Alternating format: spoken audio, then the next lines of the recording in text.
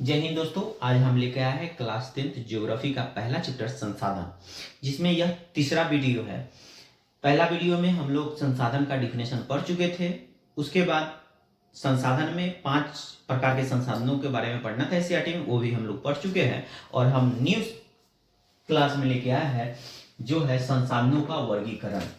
संसाधनों का वर्गीकरण जिसमें एनसीईआरटी में कुल 4 प्रकार से इसका वर्गीकरण किया गया है, जिसमें पहला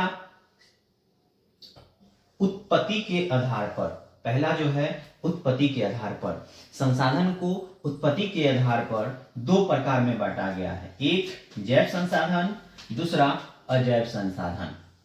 जैव संसाधन जिसमें सजीव वाला गुण मौजूद हो उसे हम जैव संसाधन कहेंगे। जैसे मनुष्य में एक सजीव है, मत्स्य, मछली, पशुधन इत्यादि, ये सब जैव संसाधन कहलाएगा। दूसरा जो है अजैव संसाधन, जैसे चट्टान, धातु, खनिज, इसमें निर्जीव वाली गुणें मौजूद होता है। तो अगर हम उत्पत्ति के आधार पर देखेंगे तो संसाधन कितने प्रकार के होता है?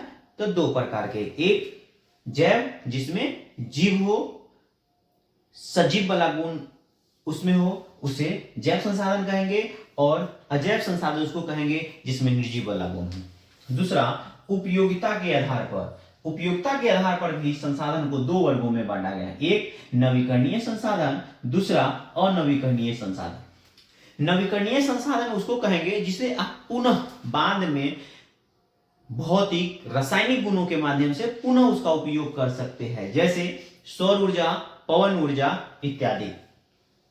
अनवीकरणीय संसाधन, अनवीकरणीय संसाधन उसे कहेंगे जब इसे भौतिक या रासायनिक गुणों के माध्यम से इसे पुनः चक्रित नहीं किया जा सकता है। जैसे कोयला, पेट्रोलियम, क्या पेट्रोलियम हो या कोयला हो, एक बार जब समाप्त हो जाएगा तो उसे हम पुनः इसे चक्रित नहीं कर सकते हैं, पुनः यूज में नहीं ला सकते हैं।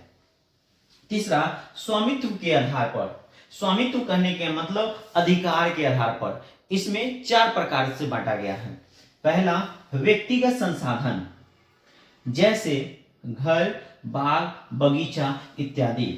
यदि कोई संसाधन हो और व्यक्तिगत रूप से हो, पर्सनल हो, तब उसे हम क्या कहेंगे? व्यक्तिगत संसाधन। दूसरा सामुदायिक संसाधन, मंदिर, मस्जिद, जो पूरे समुदाय का हो। मंदिर किसी एक व्यक्ति का नहीं होता है, पूरे समाज, पूरे समुदाय का होता है। मंदिर है, मस्जिद है, विवाह भवन है, सामुदायिक भवन है, ये सब सामुदायिक संसाधन कहलाता है। राष्ट्रीय संसाधन, वैसा संसाधन जिस पर अधिकार राष्ट्र का हो, किसी व्यक्ति का नहीं, न किसी समुदाय का नहीं, बस अगर अधिकार हो तो वो राष्ट्र का अधिकार हो।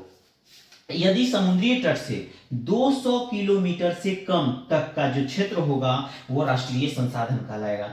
अंतर्राष्ट्रीय संसाधन ये जो होगा 200 किलोमीटर से अधिक होगा। फिर अगला वीडियो हम